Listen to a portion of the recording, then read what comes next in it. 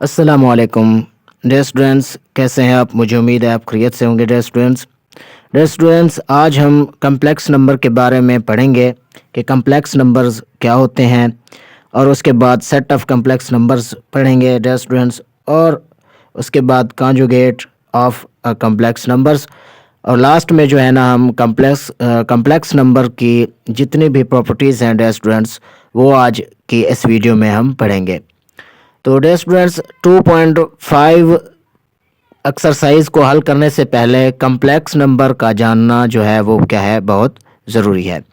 तो चलिए टॉपिक की जाने बढ़ते हैं डियर स्टूडेंट्स कि complex number, definition of a complex number के डेफिनेशन यानी कि कम्प्लेक्स नंबर की तारीफ किस तरह से जो है ना हम लिख सकते हैं कि a number of the form, कोई ऐसा नंबर जो डियर स्टूडेंट्स हम a plus B iota form में क्या कर सकें, लिख सकें। तो लफ्ज़ एयोटा जो है डियर स्टूडेंट्स, मैं आपको बताता चलूँ, ये सबसे पहले एक स्विस मैथमेटिक्स था, लेनॉर्ड एलर। तो एयोटा वर्ल्ड को सबसे पहले किस साइंसदान ने, किस मैथमेटिशियन ने डियर स्टूडेंट्स इस्तेमाल किया? ये स्विस का रहने वाला मैथमेटिशियन था जिसका नाम था लेनॉर्ड एलर। ठीक है, तो उसने सबसे पहले जो है ना ये सिंबल यानी कि एयोटा इस्तेमाल किया। डियर स्टूडेंट्स, आपको बताता चलूँ कि उसने एयोटा की जो वैल्यू थी उसको इक्वल किया 1 माइनस अंडर रूट। तो डियर स्टूडेंट्स, जितने भी नंबर अंडर रूट के तहत होंगे, यानी कि फ़र्ज़ करें कि -1 है या फिर -5 है, तो ये डियर स्टूडेंट्स प्योर इमेजिनरी क्या कहलाएंगे? नंबर्स कहलाएंगे। ठीक है डियर स्टूडेंट्स, तो इसी तरह जो है ना अब हम कह सकते हैं कि a number of the form a plus B iota where a and b ये क्या हों? और रियल नंबर्स हों। तो इसे अब हम लिख सकते हैं कि iota is equal to -1 under root is called a complex number and is represented by z, यानी कि इसे अब हम z के जो है सिंबल है उसके साथ ज़ाहिर करेंगे dear students. For example z जो है ये इक्वल किस चीज़ के आएगा? z is equal to a plus iota b के। तो ये जो है डियर स्टूडेंट्स, ये किस चीज़ की डेफिनेशन है? ये कम्प्लेक्स नंबर की डेफिनेशन है। तो इसके बाद जो है ना डियर स्टूडेंट्स, अब हम चलते हैं कि सेट ऑफ कम्प्लेक्स नंबर के सेट ऑफ कम्प्लेक्स नंबर क्या कहलाता है। The set of all complex numbers is denoted by C. इसे हम कैपिटल सी के साथ क्या करेंगे? डिनोट करेंगे डियर स्टूडेंट्स। तो आप देख लें ये कि ये कैपिटल सी जो है ये इक्वली है। ठीक है, मिडिल ब्रैकेट से जो है ना ये डियर स्टूडेंट्स स्टार्ट है कि G is equal to A plus B iota where A and B belongs to R, and iota जो है वो -1 अंडर रूट के इक्वली है। तो ये जो नंबर हैं dear students A and B, ठीक है, कि the numbers A and B ये कॉल्ड क्या कहलाएंगे? Real and imaginary. ठीक है, इमेजिनरी पार्ट ऑफ जी। तो आप देख लें ए जो नंबर है डियर स्टूडेंट्स ये रियल होगा, और बी के साथ एयोटा है। एयोटा किसी भी नंबर्स के साथ होगा डियर स्टूडेंट्स, उसे अब हम क्या कहेंगे? इमेजिनरी पार्ट कहेंगे। ठीक है, and imaginary part of z are denoted. ठीक है, ये आर डिनोटेड, इन्हें अब हम किस तरह से ज़ाहिर कर सकते हैं कि ए जो है ये रियल पार्ट ऑफ जी है, और इसी तरह डियर स्टूडेंट्स ये बी पार्ट जो होगा ये क्या होगा? इसका इमेजिनरी पार्ट होगा। तो अब हम सेट ऑफ कम्प्लेक्स को इस तरह से लिख सकते हैं कि the set of all complex numbers is denoted by C, and C आप देख लें ये इज इक्वल टू है। ठीक है, where A and B belongs to R, and iota जो है ये इस चीज़ के इक्वल है। तो the number a and b called the real and imaginary part of z और डिनोटेड बाई, इन्हें अब हम शो कर सकते हैं कि a जो है ये किस चीज़ के रियल पार्ट के इक्वल है, और b जो है इसे हम क्या कहेंगे? इमेजिनरी पार्ट ऑफ z कहेंगे। तो इस तरह डियर स्टूडेंट्स आप सेट ऑफ कम्प्लेक्स नंबर्स जो है ना वो लिख सकते हैं। इससे आगे चलें तो हमारे पास है कि conjugate of a complex number, के कांजुगेट किसी भी कम्प्लेक्स नंबर का कांजुगेट यानी कि डुप्लीकेट अब हम उसे किस तरह से जो है ना वो ज़ाहिर कर सकते हैं, लेकिन जो है ना वो क्या हो, उस चीज़ के उलट होना चाहिए। If we change iota to minus iota, यानी कि ये प्लस का एयोटा है, उसे अब हमने क्या बना दिया, माइनस का एयोटा। किस चीज़ में, an set of complex numbers में, G is equal to A plus B iota, ठीक है।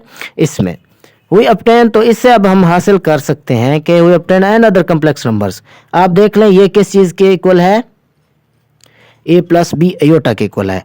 जब हम एयोटा को माइनस एयोटा के साथ रिप्लेस करेंगे तो डियर स्टूडेंट्स हमारे पास जो एन अदर यानी कि अपटेन होगा वो ये चीज़ यानी कि ए माइनस बी एयोटा हासिल होगा। इससे अब हम क्या कहेंगे कि ये कांजुगेट ऑफ क्या है, जी है, यानी कि जो जी हमने पहले लिखा है कि G is equal to A plus B iota, ये उस चीज़ का क्या होगा, कांजुगेट होगा। Is denoted by G bar. इसे अब हम जो है ना ये देख लें, ये जी के ऊपर जो है ना एक बार है, इसे अब हम पढ़ेंगे ऐसे ही कि रीड जी बार, ठीक है। 10 if z is equal to minus one minus iota होना चाहिए, तो फिर इसका जो कांजुगेट आएगा डियर स्टूडेंट्स, जी बार जो आएगा वो इस शेप में हमें क्या होगा, हासिल होगा। तो इसकी डेफिनेशन अब हम लिख सकते हैं। डियर स्टूडेंट्स फर्ज करें कि 10 एफ हमारे पास अगर ये हमें कोई कम्प्लेक्स नंबर दिया गया हो, तो इसका जब हम कांजुगेट निकालेंगे तो ये अयोटा जो है माइनस अयोटा, ये किस चीज़ में हम कन्वर्ट कर देंगे, प्लस में कर देंगे। तो हमारे पास जी बार जो हासिल होगा डियर स्टूडेंट्स वो होगा माइनस वन प्लस अयोटा। तो इनको अब हम कह सकते हैं कि the number a plus b iota and a minus b iota जो है ये एक दूसरे के क्या हैं, कांजुगेट हैं, आर कॉल्ड कांजुगेट्स ईच अदर। अब देख लें यहाँ पे प्लस है लेकिन यहाँ पे क्या है, माइनस है। तो ये इस चीज़ के ये जो हमारे पास वैल्यू है ये क्या है, उलट है। तो इसी उलट को हम क्या कहेंगे, कांजुगेट्स कहेंगे। तो आगे जो है ना हम इसकी प्रॉपर्टीज़ पढ़ते हैं डियर स्टूडेंट्स। तो डियर स्टूडेंट्स अब हम जो है ना equality of complex number and it's properties के बारे में पढ़ेंगे, यानी कि इस कम्प्लेक्स नंबर की इक्वालिटी और उसके बाद जो है ना इसकी प्रॉपर्टीज़ कितनी है उसके बारे में पढ़ेंगे। कि फॉर ऑल हमारे पास ए बी सी डी कोई नंबर हों जो बिलोंग्स करते हो किसको, और को। तो डियर स्टूडेंट्स सब हम जो है ना यूँ लिखेंगे कि ए प्लस बी एयोटा जो है ये इक्वली है किस चीज़ के, सी प्लस डी एयोटा के। तो एफ एंड ओनली एफ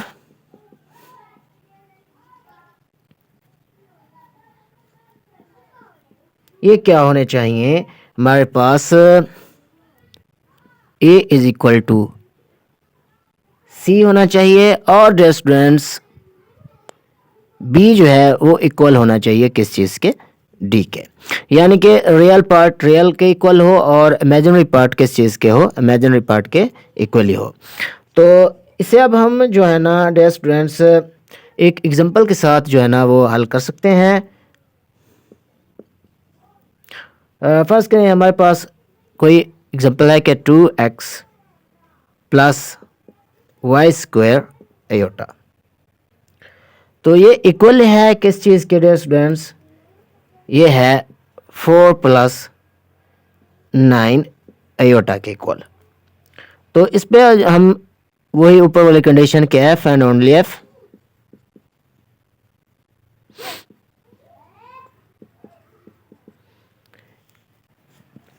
तो डियर स्टूडेंट्स आगे हम इस तरह से लिख सकते हैं कि रियल पार्ट रियल के साथ होगा कि 2x आप देख लें ये इक्वल 4 के साथ होगा डियर स्टूडेंट्स। इसे अब हम यूँ लिख सकते हैं कि 2x is equal to 4 and इसी तरह रियल के पार्ट के इक्वल ही होगा डियर स्टूडेंट्स के y square iota is equal to 9 aorta.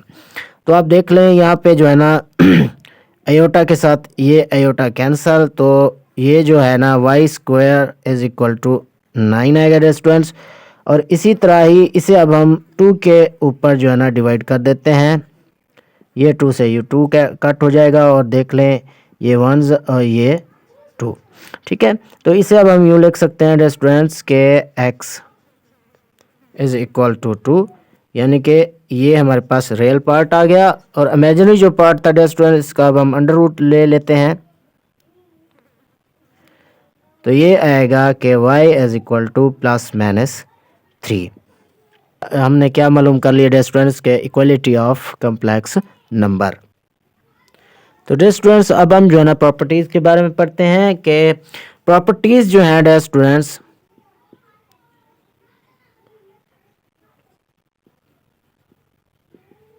Properties of equality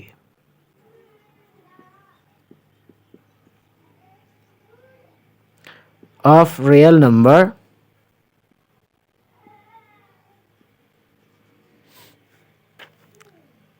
real numbers जो है रियल नंबर यानी कि और के जो है डियर स्टूडेंट्स ये क्या है, और ऑल्सो वैलिड करती है होती है किसके ऊपर, सेट ऑफ कम्प्लेक्स नंबर के ऊपर।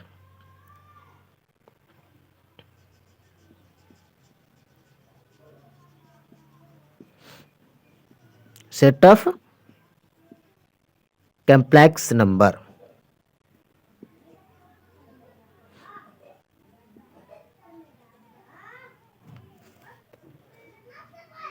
और ये नंबर कौन सा है डियर स्टूडेंट्स, आपको बताता चलूँ, ये नंबर सी है यानी कि कम्प्लेक्स नंबर। तो इसकी जो पहली प्रॉपर्टी है डियर स्टूडेंट्स वो है कि z1 is equal to z1। इसे अब हम क्या कहेंगे, इसे कह सकते हैं कि ये क्या है हमारे पास रिफ्लेक्सिव। ठीक है, रिफ्लेक्सिव लॉ है। ठीक है, जो कि कम्प्लेक्स नंबर की क्या है प्रॉपर्टी है। तो इसकी दूसरी प्रॉपर्टी है डियर स्टूडेंट्स, दूसरी प्रॉपर्टी जिसे हम लिख सकते हैं कि इफ z1 जो है ये इक्वली है किस चीज़ के डियर स्टूडेंट्स, z2 के। और इसी तरह ही इसे हम यूं कहेंगे कि z2 जो है ये इक्वली है किसके, z1 के। तो इस प्रॉपर्टी को यानी कि इस लॉ को, ये लॉ है तो कम्प्लेक्स का कौन सा लॉ होगा डियर स्टूडेंट्स, ये होगा सिमेट्रिक।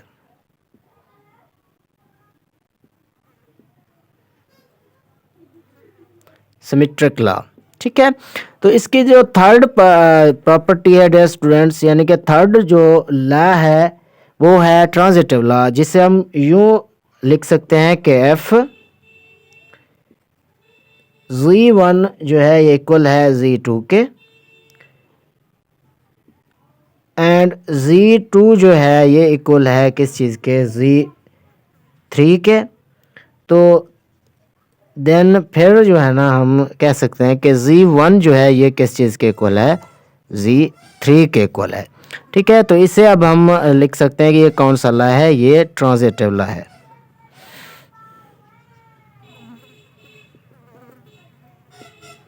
Transitive law. तो दूसरा जो है वो सिमेट्रिक है, तीसरा ट्रांजिटिव लॉ है, पहला जो है वो रिफ्लेक्सिव लॉ है डियर स्टूडेंट्स। तो इस तरह जो है ना आप ये टॉपिक्स याद करके 2.5 जो एक्सरसाइज है डियर स्टूडेंट्स वो इजीली हल कर सकते हैं।